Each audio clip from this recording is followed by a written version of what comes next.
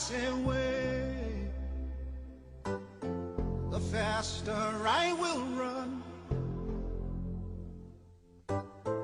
You can deny me, you can decide to turn your face away.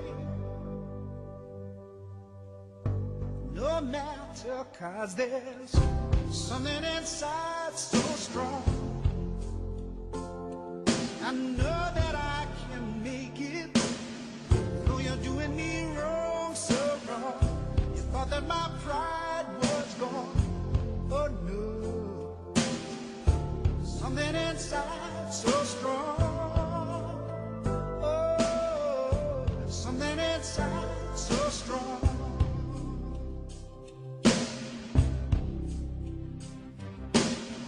The more you refuse to hear my voice,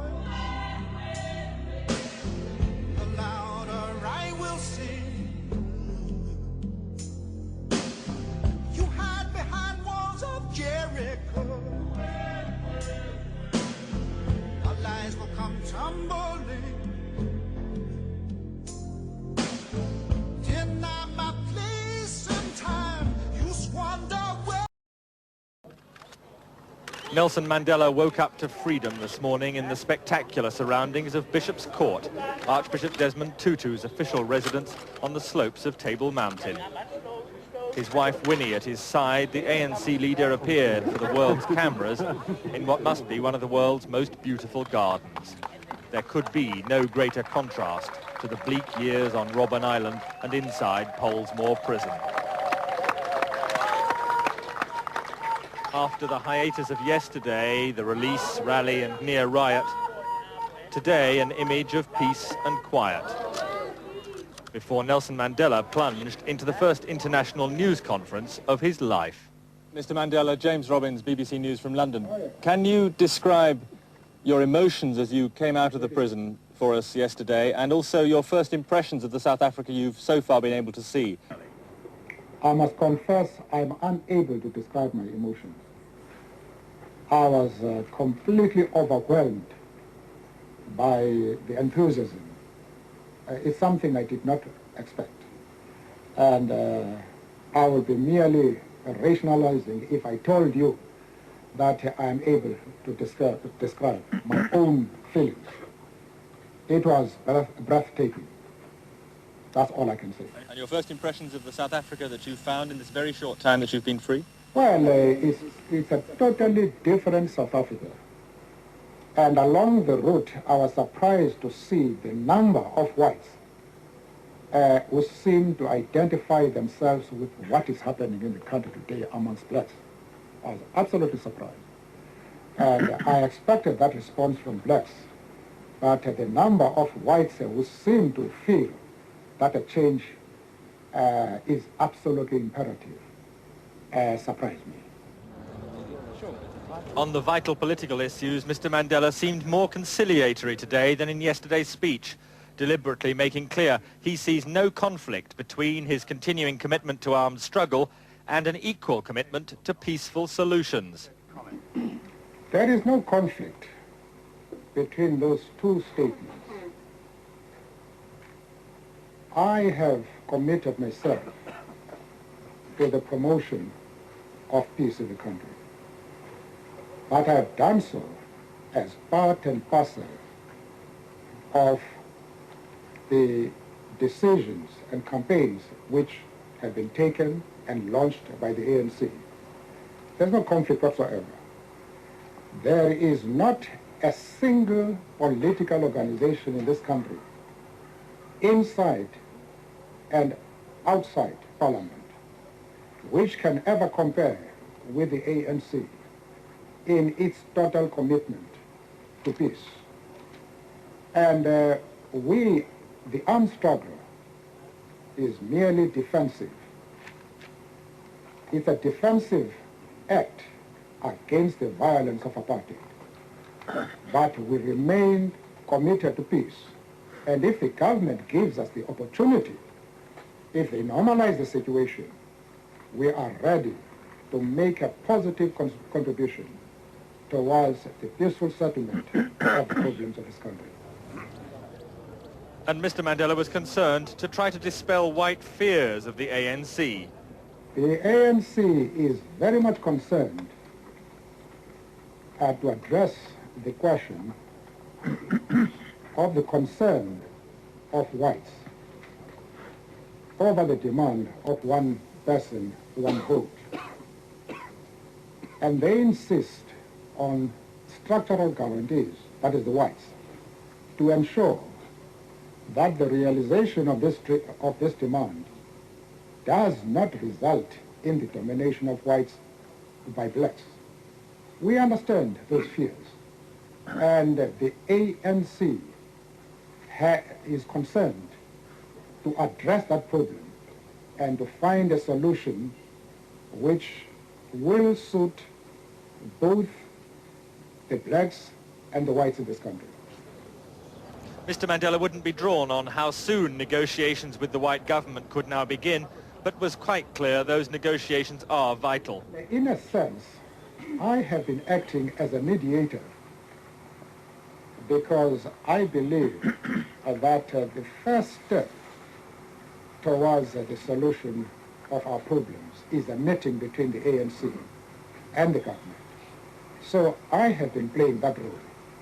But now that I'm released, it is for the ANC to determine what role I should play. After 27 years of isolation, Nelson Mandela dealt with every question put to him for almost an hour, as if international news conferences had been a regular feature of his life.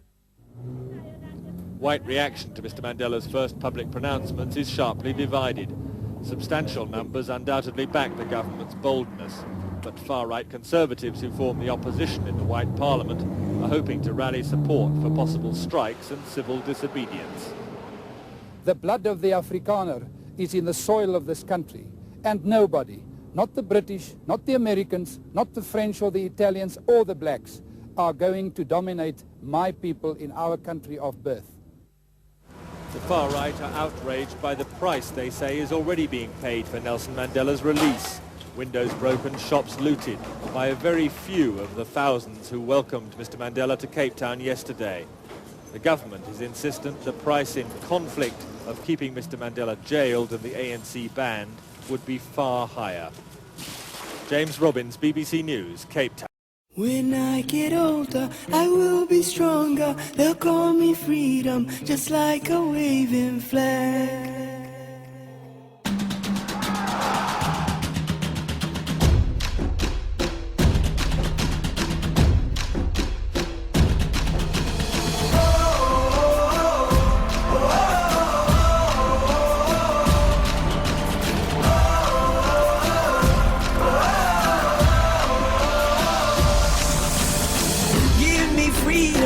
Give me fire, give me reason, take me higher. See the champions, take the field down. Unify us, make us feel proud. In the streets our heads are lifting as we lose our inhibition. Celebration, it surrounds us. Every nation, all around us. Sing forever young, singing songs underneath the sun. Let's rejoice in the beautiful game, and together at the end of the day, we all say, when I get older, I will be stronger. They'll call me freedom, just like a waving flag. And then it goes back, and then it goes back, and then it goes back, and then it goes. When I get older, I will be stronger. They'll call me freedom, just like a waving flag. And then it goes back, and then it goes back. And then it goes back, and then it goes, oh, oh, oh, oh.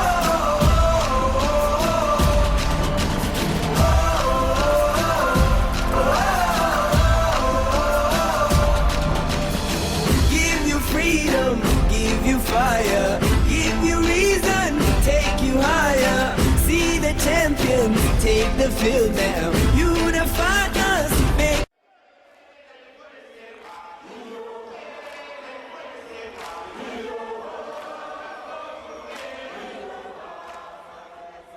Despite all appearances to the contrary, it is a moral universe, that in the end, good prevails.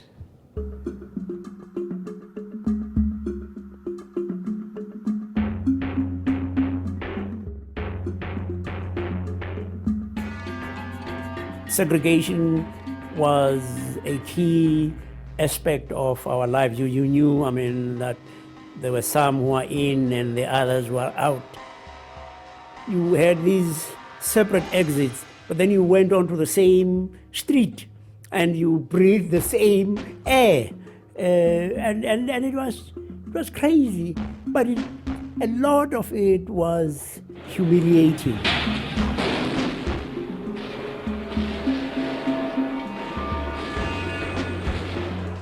You were human, but you were not quite as human as the others. You are saying no to evil. No to evil. We say yes to goodness. Yes. Very many good things have happened. I mean, one is we're free. It was quite unbelievable how quickly it happened. I mean, it was, as they sometimes say, like greased lightning. I mean, one day Nelson Mandela is in jail, the next he is out. Then you have negotiations, and hey presto, we have a democracy. But I and the ANC are as opposed to black domination as we are to white domination. Imagine if we had chosen the path of retribution and revenge. Our country would have been dust and ashes now. When you nurse a grudge, your blood pressure shoots up and you feel it in your tum-tum. Whereas when you forgive, your blood pressure goes down and you have a physical well-being that reflects your spiritual well-being, so that you can say forgiving is good for your health,